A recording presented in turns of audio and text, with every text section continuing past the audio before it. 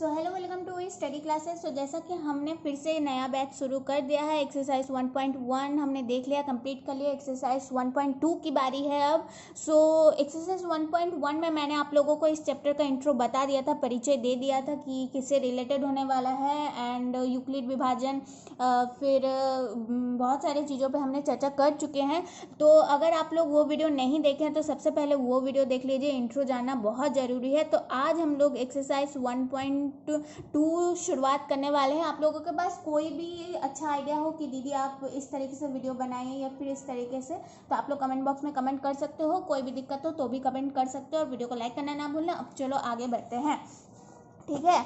तो यहाँ पे सबसे पहला जो क्वेश्चन आप लोगों को दिख रहा है वो दिख रहा है कि क्वेश्चन नंबर 1 है, निम्नलिखित संख्याओं को अभाज्य गुणनखंडों के गुणनफल के रूप में व्यक्त कीजिए। अभाज्य गुणनखंड हमने पहले भी आप लोगों ने पढ़ा होगा क्लास 8-9 में, तो कोई दिक्कत वाली बात नहीं है। एकदम सीधा सा फॉर्मूला लगाएंगे कि गुणनफल के रूप में हमें व्यक्त करना है, ठीक है।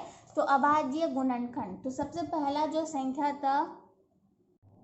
पहला जो संख्या है आप लोगों के पास वो 140 है, ठीक है। 140 जो पहला संख्या है वो 140।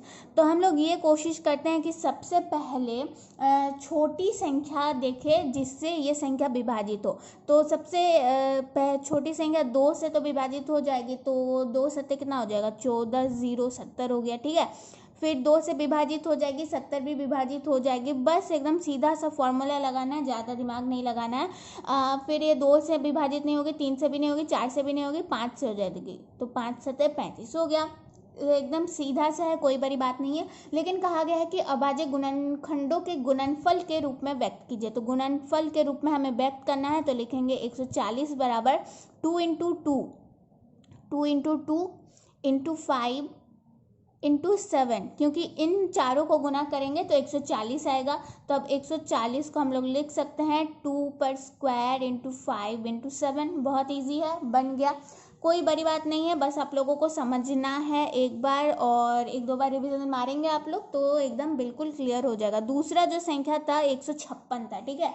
दूसरा जो संख्या था वो 156 था। तो लास्ट में 6 डिजिट है, तो जाहिर सी बात है 2 से विभाजित हो जाएगी। 2 से विभाजित करके देखते हैं, तो 2 सत्ते 14 और 2 8 16, ठीक है। फिर लास्ट में 8 है, तो 8 2 से विभाजित हो जाएगी, यहाँ पे हो जाएगा 3 और 2 9 18। अब लास्ट में 9 आ गया, यानी जाहिर सी बात है 2 से विभाजित नहीं होगी, तो 3 से विभाजित हो जाएगी, तो 13 हो गया। और 13 अब तो आगे विभाजित नहीं होगा। 13 ऐसी संख्या है जो 1 से विभाजित होती है और खुद से विभाजित होती है, तो इसको आगे बढ़ाने का कोई फ़ायदा नहीं है। तो हम लोग लिख सकते हैं 156 है, 2 इंटू 2 हो जाएगा, तो हम लोग डायरेक्ट लिखते हैं 2 पर स्क्वायर इंटू 3 इंटू 13 हो गया, ठीक है।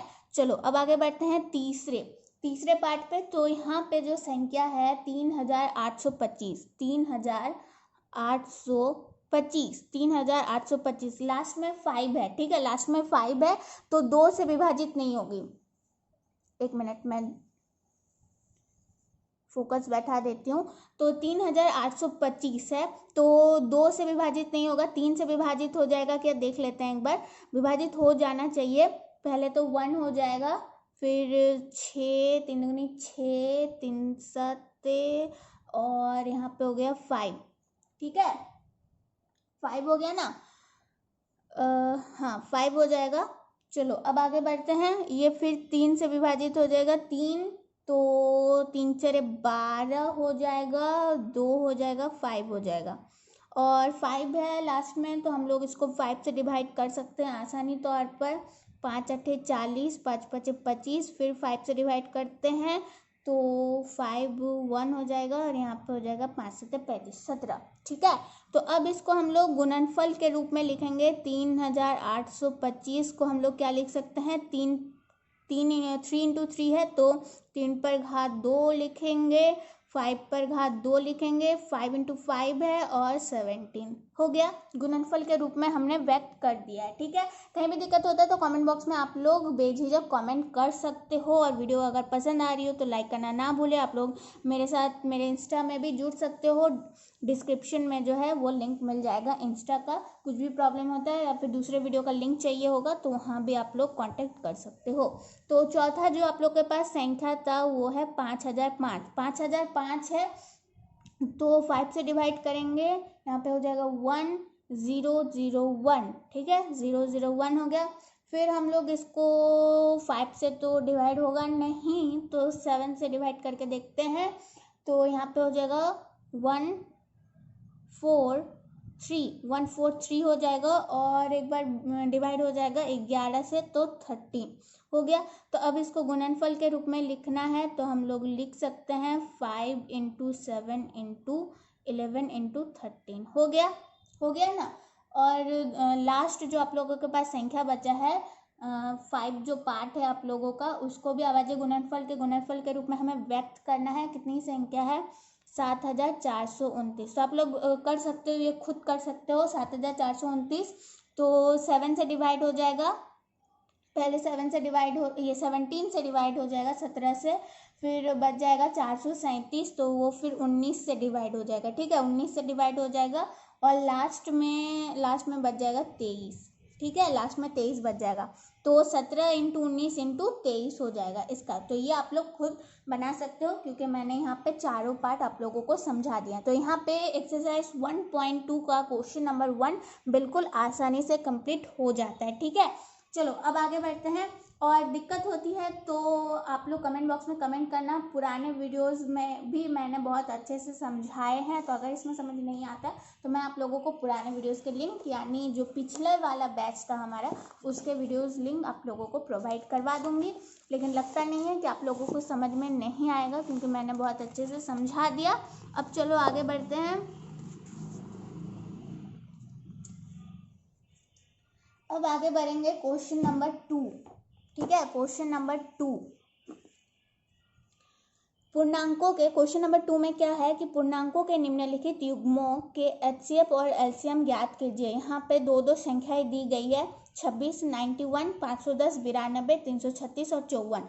तो इसका हमें ये जो दोनों युग्म है, पूर्णांकों का जो दो युग्म है, उसका हमें एचसीएफ और एलसीएम ज्ञात करना है, तथा इसकी जांच कीजिए कि दो संख्याओं का गुणनफल एचसीएफ और एलसीएम है कि नहीं। मतलब सबसे पहले तो इन दोनों संख्याओं का हमें एचसीएफ एलसीएम ज्ञात करना है, फिर इन दोनों संख्याओं को गुणा करना है, और फिर ये देखना है कि वो जो गुणनफल आएगा वो एचसीएफ और एलसीएम के गुणा के बराबर है कि नहीं। अब मैंने आप लोगों को एचसीएफ निकालना सिखाया था एक्सरसाइज 1.1 में, एक्सरसाइज 1.1 का क्वेश्चन नंबर 1 में। ठीक है, लेकिन वो यूक्लिड विभाजन प्रमेय का, मतलब यूक्लिड विभाजन से मैंने सिखाया था, तो वो थोड़ा लॉन्ग टर्म हो जाता है। तो हम लोग सीधे तरीके से यहाँ पे एचसीएफ निकालेंगे, झंझट नहीं होगा, क्योंकि यहाँ पे कुछ बताया हो गया नहीं है कि किस तरीके से हमें एचसीएफ और एलसीएम निकालना है। तो हम लोग एक सीधे से फॉर्मूला का यूज़ करेंगे। ठीक है, 26 और 91 है। ठीक है, सबसे पहला क्वेश्चन नंबर 2 का पहला जो पार्ट है वो 26 और 91 है। तो गुणनफल के रूप में हम लोग व्यक्त करेंगे सबसे पहले तो एचसीएफ निकालने के लिए। तो 2 से विभाजित हो जाएगा तो आ जाएगा 13, और तो कुछ आएगा नहीं। 91 को भी कर लेते हैं। 91 2 से विभाजित नहीं होगा, 3 से नहीं होगा, 7 से हो जाएगा डायरेक्ट, तो 13। ठीक है, तो गुणनफल के रूप में व्यक्त करते हैं अब बारी बारी से संख्याओं को। तो 2 × 13, 26 का हो गया। 91 का क्या होगा?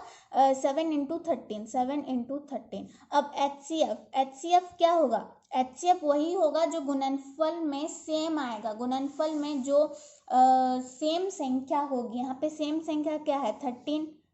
ठीक है, 13 है। कॉमन संख्या जो होगी वही एचसीएफ कहलाएगी। एचसीएफ बराबर 13 हो गया। सबसे पहला स्टेप हमने क्या किया? दोनों संख्या लिया।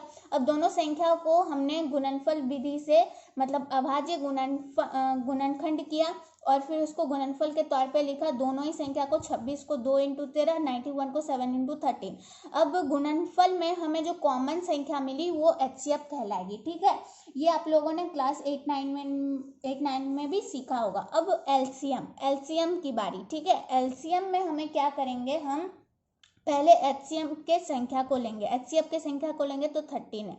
और अभाज्य गुणनखंड करने के बाद जो हमारे पास गुणनफल के तौर पे जितनी संख्या बच गई है, यहाँ पे क्या बच गया, यहाँ पे 2 बच गया, यहाँ पे 7 बच गया, तो जितनी संख्या बच गई है उसको कर देंगे गुना। यहाँ पे 2 बच गया था, यहाँ पे 7 बच गया था, जिसका कोई कॉमन नहीं था। अब इन तीनों को गुना कर देंगे, 13 इंटू 2 इंटू 7, तो 2 इंटू 7 14 हो जाएगा। 14 को 13 से गुना करेंगे तो कितना आएगा, इसमें आएगा 182। ठीक है, तो एलसीएम इस तरीके से निकालते हैं। एलसीएम निकालने के लिए हमें HCF की जरूरत होती है जो कि था 13।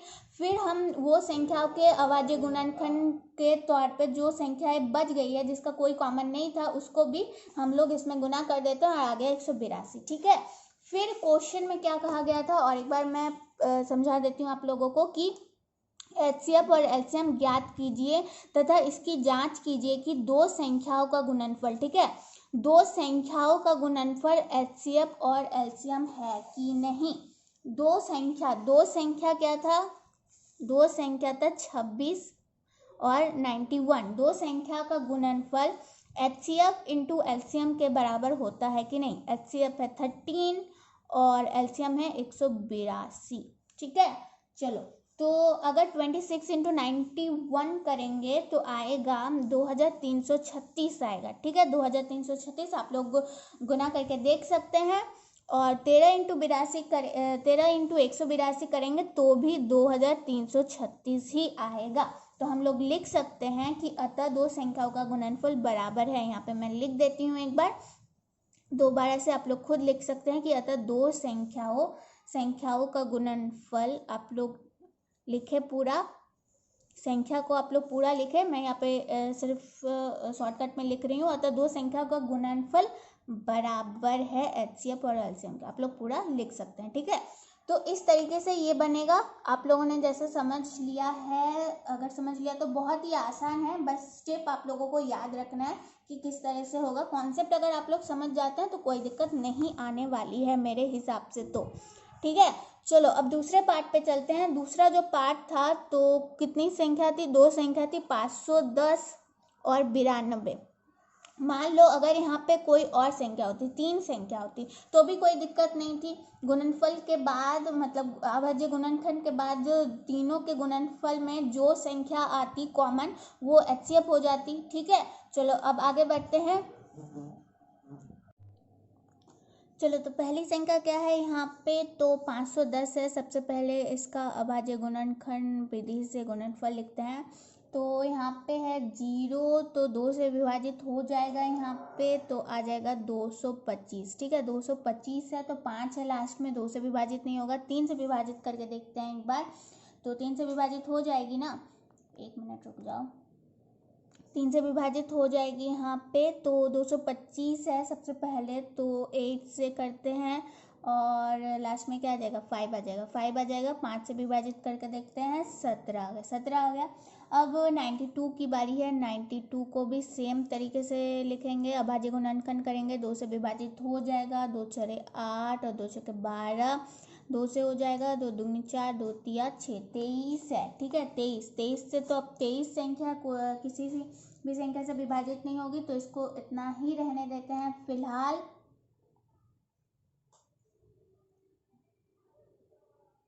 ठीक है, फिलहाल इतना ही रहने देते हैं। अब अभाज्य गुणनखंड तो कर लिया, अब गुणनफल के तौर पे लिखते हैं 510 को 2 इंटू 3 इंटू 5 इंटू 17 लिख देंगे, और 92 को 2 इंटू 2 इंटू 23। अब HCF मैंने क्या कहा था कि गुणनफल में जो भी संख्या कॉमन आएगी, तो यहाँ पे देखो 2 कॉमन आ रही है और कोई भी संख्या कॉमन नहीं आ रही है, तो HCF हो गया 2। ठीक है, HCF हो गया 2। और LCM मैंने क्या कहा था, LCM कैसे निकलेगा कि HCF में जितनी संख्या है, जो संख्या है उसको लिखेंगे। HCF में 2 है, 2 लिख दिए, और जो भी संख्या बच गई है जिसका कोई कॉमन नहीं आया है, इसको छोड़ के, कॉमन संख्या को छोड़ के जो संख्या बच गई है, 3, 5, 17, 2, 23, 3, 5, 17, 23 और 2। ठीक है, 23 और 2। ठीक है, इन सब को गुना करने से LCM जो आएगा आप लोगों के पास, वो आएगा 460 गुना करके देख सकते हो आप लोग। तो एलसीएम आ गया। अब हमें क्या करना था, जांच करना था कि इन दोनों संख्या जिसका हमने एचसीएफ और एलसीएम निकाला, इन दोनों संख्या 510 और 92 का गुणनफल क्या एचसीएफ और एलसीएम के गुणनफल के बराबर आता है। तो एचसीएफ का 2 और एलसीएम का 23,460। तो इन दोनों संख्याओं का गुणनफल एचसीएफ और एलसीएम के गुणनफल के बराबर के तौर पर आता है कि नहीं आता है। ठीक है, तो 510 और 92 करेंगे तो कितना आ जाएगा, 46,920 आ जाएगा, 46,920 आ जाएगा। और इसको भी गुना करके देखते हैं, 23,460 को अगर गुना करते हैं तो 2 को 0 से गुना करेंगे, 2 2 18, 8 1 बचेगा, 2 4 8 9, 2 3 6 4, तो आ गया ना 46,980। तो यहाँ पे एलसीएम बराबर है, मतलब एचसीएफ और एलसीएम बराबर, ये सॉरी, तो यहाँ पे जो मतलब कहने का मेरा मतलब है कि ये इन दोनों संख्याओं का गुणनफल इन दोनों संख्याओं के गुणनफल के बराबर है, एचसीएफ और एलसीएम के गुणनफल के बराबर है, यानी आरएचएस बराबर एलएचएस है। तो आप लोग इसी तरह से लिखते हैं, तो दो संख्याओं का गुणनफल बराबर है। ठीक है, बहुत ईजी है, कुछ बड़ी बात नहीं है। तो यहाँ पे जो तीसरा पार्ट है आप लोगों का, क्वेश्चन नंबर, एक मिनट देख लो, क्वेश्चन नंबर 2 का जो तीसरा पार्ट है 336 और 54, इसको भी देख लेते हैं लगे हाथों, नहीं तो आप लोग खुद से भी बना सकते हो, नहीं तो मैं समझा देती हूँ। चलो, अब 336 कितना था, 336 ना, 336 और 54 था। तो सबसे पहले 336 का अभाज्य गुणनखंड निकालते हैं। सबसे पहले 2 से विभाजित करके देखते हैं, सबसे छोटी संख्या लेंगे, 1 हो जाएगा, 2 छक्के 12, 2 8 16, फिर 2 से विभाजित होगा तो हो जाएगा 8 और 4, फिर 2 से विभाजित करेंगे, 2 4 8, 2 दूनी 4, 2 से विभाजित हो जाएगा 42 भी 21, 2 से विभाजित नहीं होगा, 3 से हो जाएगा, 3 7 21, हो गया 336। और एक संख्या कितनी थी, 54 थी, 54 को विभाजित करके देखते हैं, 2 से हो जाएगी तो 27 हो जाएगा, 2 से विभाजित नहीं होगा, 3 से हो जाएगा, 3 से करके देखते हैं, 3 9 27 और 3 × 3 9 होगा। ठीक है, हो गया आसानी तौर पर। अब लिखते हैं हम लोग अभाज्य गुणनखंड के गुणनफल के रूप में, तो 2 × 2 × 2 × 2 × 3 × 7, तो ऐसे ही लिखेंगे पहले तो, क्योंकि हमें देखना है कॉमन कौन सा है कौन सा नहीं है। फिर 54 को लिख के देखते हैं, 2 × 2 × 3 × 3 × 3। ठीक है, तो यहाँ पे 2 2 कॉमन आ गया, 3 3 कॉमन आ गया। ऐसे आप लोग घेरा नहीं भी लगा सकते हैं, कोई दिक्कत नहीं है, मैं आप लोगों को समझाने के लिए घेरा लगा रही हूँ। आप लोग लगाते में तो भी कोई दिक्कत नहीं लगाते हैं तो भी कोई दिक्कत नहीं है। कॉमन क्या क्या आ गया, 2 आ गया, तो 2 कॉमन आ गया, और यहाँ पे 3 कॉमन आया, तो 2 × 3 करेंगे तो आ जाएगा 6, यानी एचसीएफ बराबर आ चुका है 6। अब एलसीएम की बारी। एलसीएम हम लोग कैसे निकालते हैं भाई, एलसीएम हम लोग निकालते हैं, जो संख्या एचसीएफ है उसको गुना करेंगे और जितनी संख्या बच गई है, यहाँ पे 3 2 बच गया और 7 बच गया, यानी 2 पे घात 3 और 7 बच गया है, यहाँ पे 3 3 बच गया, यानी 3 पे घात 2। अगर 6 × 2 पे घात 3 मतलब 2 पे घात क्यूब और 7 और 3 पे घात स्क्वायर है, तो इसका सही आंसर आ जाएगा 3024। ठीक है, 3024। एचसीएफ एलसीएम निकल चुका है। अब बारी है ये जान लेने की कि इन दोनों संख्याओं का गुणनफल, यानी 336 × 54 का गुणनफल एचसीएफ और एलसीएम के गुणनफल के बराबर है कि नहीं है। ठीक है, तो अगर इन दोनों को आप लोग गुना करते हो तो आ जाएगा 18,144 आ जाएगा, और इन दोनों को अगर गुना किया जाए तो भी 18,144 आ जाएगा। यहाँ भी एलएचएस बराबर आरएचएस है, तो और लिख सकते हैं कि अतः दो संख्याओं का गुणनफल एचसीएफ और एलसीएम के गुणनफल के बराबर है। इतना तो आप लोग खुद से लिख सकते हो, है ना। चलो, आई थिंक आप लोगों को समझ में आ रहा होगा, एंड आप लोग बने हो मेरे साथ। अगर अच्छा लगे तो वीडियो को लाइक करना बिल्कुल मत भूलना। तो क्वेश्चन नंबर 2 भी यहाँ पे ख़त्म होता है, क्वेश्चन नंबर 2 भी यहाँ पे ख़त्म होता है। अब चलो क्वेश्चन नंबर 3 की बारी। क्वेश्चन 3 में क्या कहा गया है एक बार समझ लेते हैं। सबसे पहले क्वेश्चन को समझना बेहद ज़रूरी होता है किसी भी क्वेश्चन को सॉल्व करने के लिए। तो क्वेश्चन नंबर 3 में है सबसे पहले कि अभाज्य गुणनखंड विधि द्वारा निम्नलिखित पूर्णांकों के एचसीएफ और एलसीएम ज्ञात कीजिए। यहाँ पे फिर से सेम ही चीज़ है, तो एचसीएफ निकालना है, एलसीएम निकालना है। यहाँ पे हमें जांच नहीं करना है सिर्फ, ठीक है, जांच नहीं करना है। लेकिन क्या कहा गया है कि अभाज्य गुणनखंड विधि द्वारा निम्नलिखित पूर्णांकों के एचसीएफ और एलसीएम ज्ञात कीजिए। ठीक है, तो सबसे पहले है 12, 15, 21। क्वेश्चन नंबर 3, एक्सरसाइज 1.2 का क्वेश्चन नंबर 3। सबसे पहला पार्ट है 12, ठीक है, 12 को करके देख लेते हैं। सबसे पहले 12, तो 2 छके 12, 2 3 6, 12 हो गया। 15, 15 तो 2 से नहीं होगा, 3 से विभाजित चला जाएगा, 5।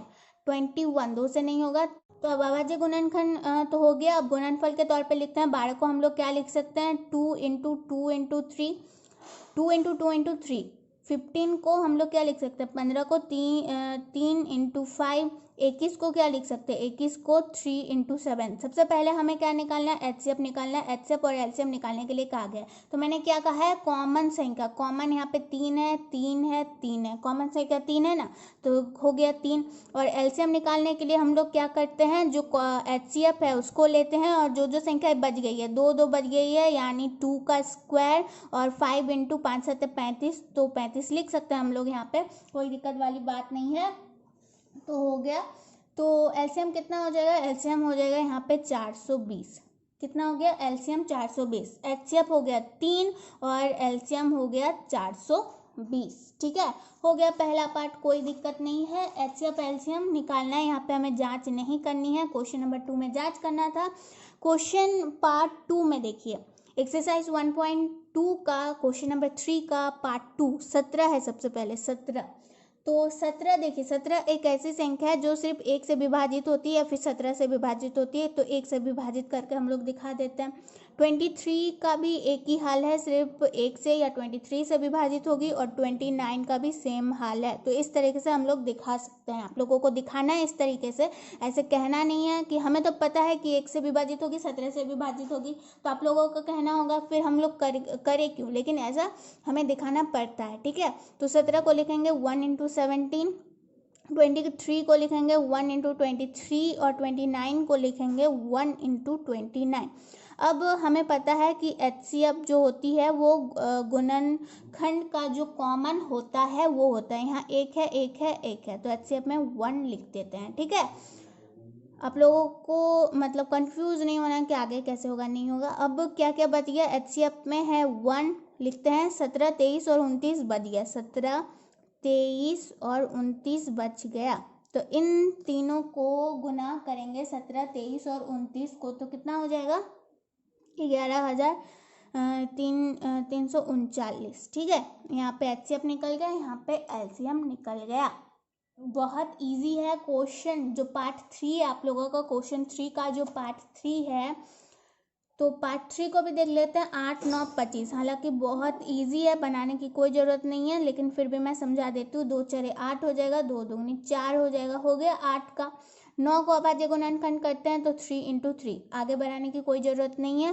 25 है, तो 5 इंटू 5 हो जाएगा, 5 इंटू 5 हो जाएगा। ठीक है, तो देखो यहाँ पे एचसीएफ क्या हो जाएगा, यहाँ पे 2 इंटू 2 है, 3 इंटू 3 है, 5 इंटू 5 है। अब एचसीएफ आप लोग सोच रहे होंगे क्या होगा, तो एचसीएफ के तौर पर आप लोग क्या लिख सकते हो, 1 लिख सकते हो। ठीक है, क्योंकि सब में 1 छिपा हुआ है, तो आप लोग एचसीएफ 1 लिख लेना। और एक काम करना, जितना भी बच गया है, जैसे कि 2 इंटू 2 इंटू 2 करेंगे तो 8 आएगा, 3 इंटू 3 करेंगे तो 9 आएगा, 5 इंटू 5 करेंगे तो 25 आएगा। तो 8 इंटू 9 इंटू 25 करोगे तो जितना भी संख्या होगा वो एलसीएम के बराबर होगा।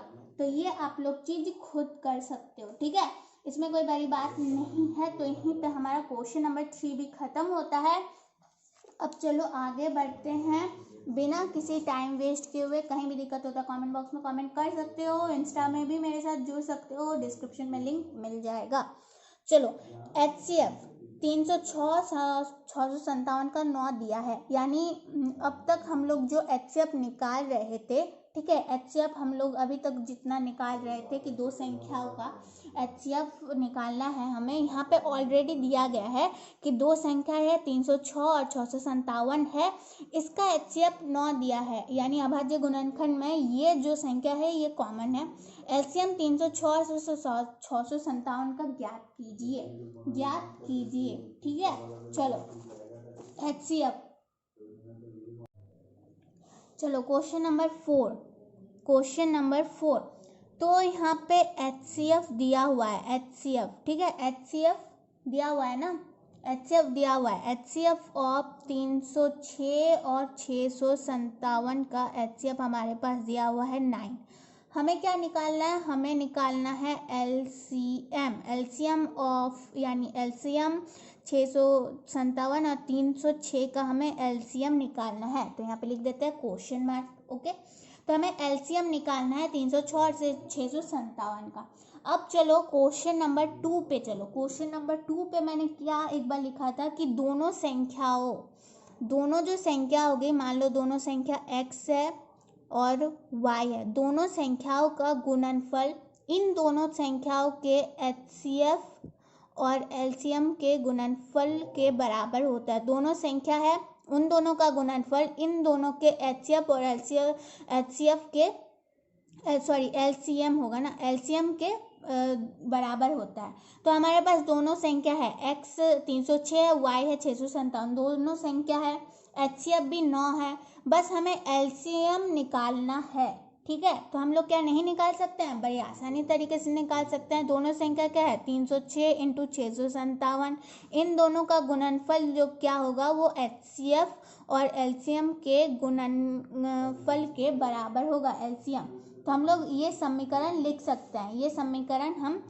सकते हैं, ठीक है।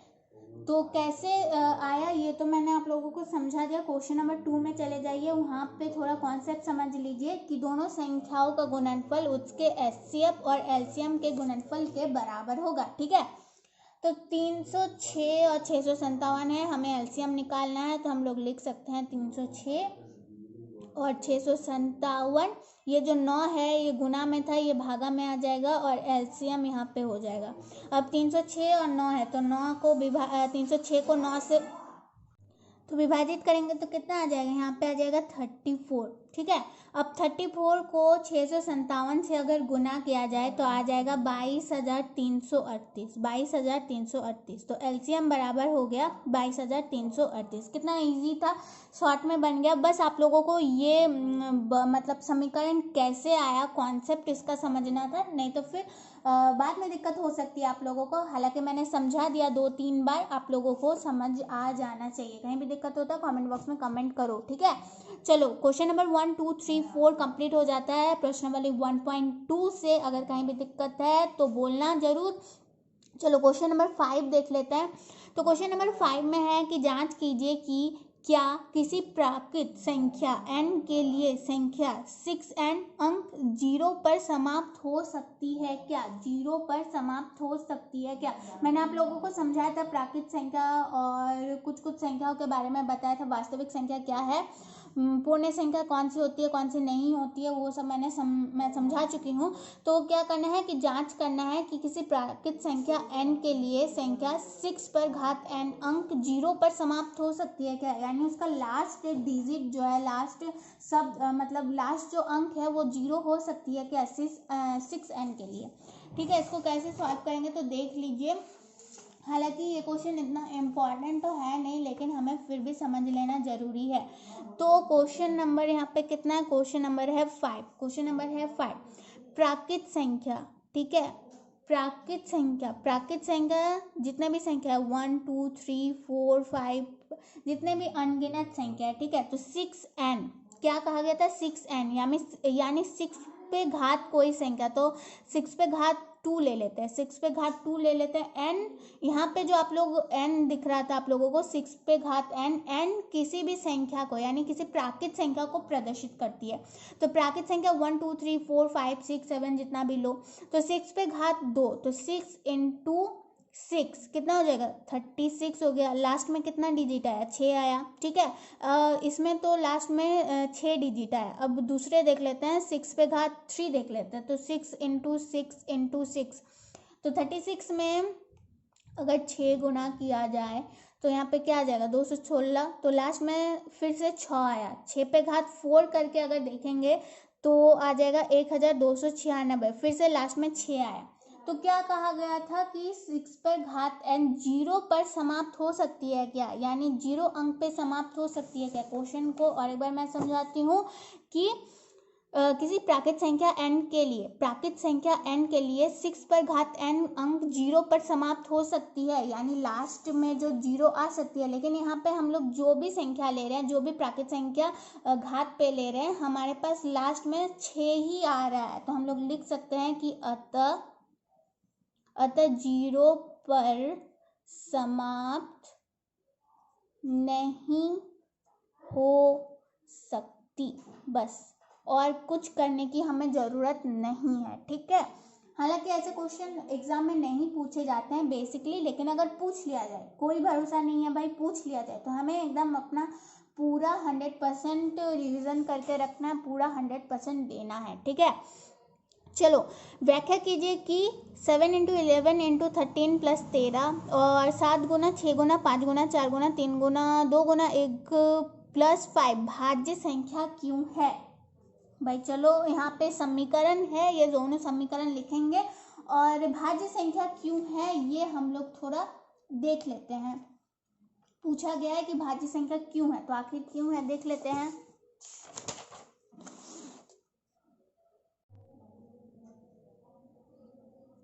तो कहा गया है, दोनों समीकरण हमारे पास दिए गए हैं, पद दिए गए हैं, जो भी आप लोग कहे, कहा गया कि भाज्य संख्या क्यों है ये हमें समझाना है। सबसे पहले मैं समझाऊंगी यहाँ पे भाज्य संख्या और अभाज्य संख्या क्या होती है।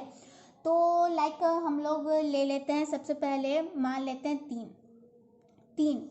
तो 3 एक ऐसी संख्या है जो या तो 1 से विभाजित होगी या फिर खुद से विभाजित होगी। 3 तो ऐसी संख्या को, जैसे कि जो खुद से विभाजित होगी या फिर 1 से विभाजित होगी, उन संख्या को हम लोग अभाज्य संख्या कहते हैं। मान लेते हैं 7 भी 1 से विभाजित होगी या फिर खुद से विभाजित होगी, तो ऐसे संख्या को क्या कहेंगे हम लोग, अभाज्य संख्या कहते हैं। लेकिन मान लेते हैं यहीं पे 12, तो 12 जो है वो 1 से विभाजित होगी, 2 से विभाजित होगी, 3 से विभाजित होगी, 4 से विभाजित होगी, खुद से विभाजित होगी, 6 से विभाजित होगी, 6 से भी विभाजित होगी, है ना, 6 दुगनी 12। तो जब अपने से और 1 से विभाजित होने के बाद दूसरी संख्याओं से भी कोई संख्या विभाजित होती है, तो वैसी संख्याओं को हम लोग भाज्य संख्या कहते हैं। सिर्फ ये अंतर होता है भाज्य और अभाज्य संख्या में, ठीक है। चलो अब कहा गया था कि 7 इंटू 11 इंटू 13 प्लस 13 ये संख्या भाज्य संख्या क्यों है भाई। तो यहाँ पे जैसा कि आप लोगों को दिख रहा है कि 2 पद है, 7 गुना 11 गुना 13 और एक 13, 2 पद है। तो यहाँ पे कॉमन हम लोग ले सकते हैं 13, इसमें भी 13 है, इसमें भी 13 है। तो यहाँ पे क्या बच गया 7 इंटू 11 इंटू 1 प्लस 1 बच गया, ठीक है। तो अब क्या करेंगे, अच्छा प्लस 1 तो यहीं पे होगा ना, सॉरी ये ब्रैकेट के अंदर ही होगा। एक मिनट मैं करके दिखाती हूँ। 13 हो गया, 7 इंटू 11 इंटू 1 प्लस 1 हो गया। तो 13 और 7 को 11 से गुना करेंगे तो कितना हो जाएगा 78 हो जाएगा। 7 को गुना करेंगे 11 से तो 78 हो जाएगा, मतलब प्लस 1 करेंगे तो 78 हो जाएगा। तो इस बिहाफ पे हम लोग लिख सकते हैं कि ये जो है ये भाज्य संख्या है, यानी ये जो समीकरण हमें दिया गया था ये भाज्य संख्या है।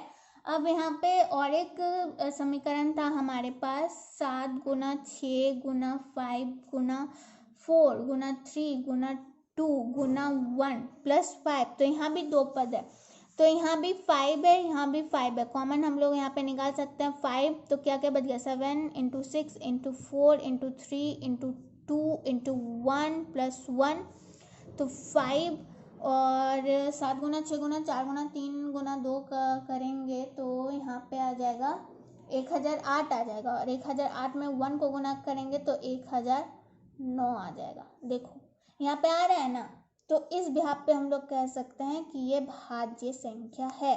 ठीक है, ये भी कोई इम्पोर्टेंट क्वेश्चन है नहीं। चलो मैंने समझा दिया। सबसे पहले तो अभाज्य और भाज्य संख्या में आप लोगों को क्लियर होना चाहिए कि क्या अंतर होता है भाज्य और अभाज्य संख्या में। ठीक है, क्वेश्चन नंबर 6 यहाँ पे कंप्लीट होता है। क्वेश्चन नंबर 7 एक बार देख लो तो ये एक्सरसाइज कंप्लीट हो जाएगा। क्वेश्चन नंबर 7 में है कि किसी खेल के मैदान के चारों ओर एक वृत्ताकार पथ है, यानी खेल का जो मैदान है वो वृत्त के आकार का है। ठीक है, इस मैदान का एक चक्कर लगाने में सोनिया को 18 मिनट लगते हैं, जबकि इसी मैदान का एक चक्कर लगाने में रवि को 12 मिनट लगते हैं। मान लीजिए वे दोनों एक ही स्थान और एक ही समय पर चलना प्रारंभ करके एक ही दिशा में चलते हैं। कितने समय बाद वे पुनः प्रारंभिक स्थान पर मिलेंगे। सबसे पहले मैं क्वेश्चन समझा देती हूँ। क्वेश्चन में क्या कहा गया है कि एक वृत्ताकार पथ है। ठीक है, एक वृत्ताकार पथ है। मान लो ये स्टार्टिंग पॉइंट है, यहाँ से दोनों सोनिया और रवि एक ही टाइम पर दौड़ना शायद है दौड़ना प्रारंभ करते हैं। मान लो एक ही डायरेक्शन पर, रवि भी इस डायरेक्शन पर यानी क्लॉकवाइज दौड़ना शुरू करता है और सोनिया भी इसी क्लॉकवाइज से एंटी क्लॉकवाइज से घूमना शुरू करते हैं दोनों। तो सोनिया कितना टाइम लगाती है? सोनिया टाइम लगाती है, कितना टाइम लगाती है भाई? 18 मिनट टाइम लगाती है। और रवि जो है वो 12 मिनट टाइम लगाता है। तो कहा गया है कि अगर दोनों का स्टार्टिंग पॉइंट सेम है और दोनों का डायरेक्शन भी सेम है, दोनों की दिशा भी सेम है, तो सोनिया एक चक्कर लगाने में 18 मिनट लगाती है, रवि उतने में 12 मिनट में एक चक्कर लगा लेता है। तो कहा गया है कि वो दोनों फिर से उसी स्थान पर यानी स्टार्टिंग पॉइंट पे कब मिलेंगे, कितने चक्कर के बाद, यानी कितने मिनट के बाद वो लोग फिर से मिलेंगे। तो अगर हम इन दोनों संख्याओं का एलसीएम निकाल लेना तो हमें पता चल जाएगा कि कितने समय बाद वो लोग पुनः मिलेंगे। ठीक है, तो सबसे पहले हम लोग लिखते हैं 18, 2 छक्के 18, 2 3 6, 12, 2 छक्के 12 और 2 3 6। तो सबसे पहले एचसीएफ निकाल लेंगे। तो यहाँ पे देखो कॉमन क्या आ रहा है? कॉमन यहाँ पे 2 है, यहाँ भी 2 है और यहाँ पे 3 है, यहाँ भी 3 है और बस, और तो कोई कॉमन नहीं है। और कॉमन है क्या? नहीं तो एक काम करते हैं, अच्छा यहाँ पे तो 9 होगा ना, यहाँ पे तो 9 होगा, यहाँ पे 3 हो जाएगा। तो यहाँ पे 2 और 3 कॉमन है, तो 2 3 6 यानी 6 चक्कर के बाद वो लोग फिर से इस पॉइंट पे मिलेंगे। लेकिन हमें कहा गया है कि कितने समय बाद, तो कितने समय बाद ये निकालने के लिए हमें एलसीएम निकालना जरूरी है। 6 और कौन कौन सी संख्या बच गई थी? 2 बच गई थी और 3 बच गई थी, तो 2 3 6, तो 6 × 6 36। तो 36 मिनट बाद रवि और सोनिया फिर से इस पॉइंट पे आके मिलेंगे दोनों एक साथ। और कितना चक्कर तब तक लग चुका होगा? 6 चक्कर ऑलरेडी तब तक लग चुका होगा। ठीक है, चलो यहाँ पे एचसीएफ और एलसीएम निकालने का हमने सबसे आसान तरीका देखा। एक्सरसाइज 1.1 में हमने यूक्लिड विभाजन से एचसीएफ निकाला था। वो थोड़ा सा लॉन्ग हो जाता है, लेकिन यहाँ पे हमने समझ लिया एचसीएफ एलसीएम निकालते कैसे हैं। और एक चीज़ हमने समझ लिया कि एचसीएफ और एलसीएम का गुणनफल बराबर होगा उन दोनों संख्याओं के गुणनफल के बराबर। ठीक है, तो आई होप आप लोगों को समझ में आ गया होगा। तो सब्सक्राइब करना ना भूलिए, वीडियो को लाइक कीजिए और आगे के भी चैप्टर्स धीरे धीरे अपलोड हो जाएंगे। अगर आप लोग पहले ही देखना चाहते हैं तो प्लेलिस्ट में जाकर चेक कर सकते हो, ऑलरेडी सारे वीडियोस अपलोड है। ठीक है, चलो बस आज के लिए इतना ही।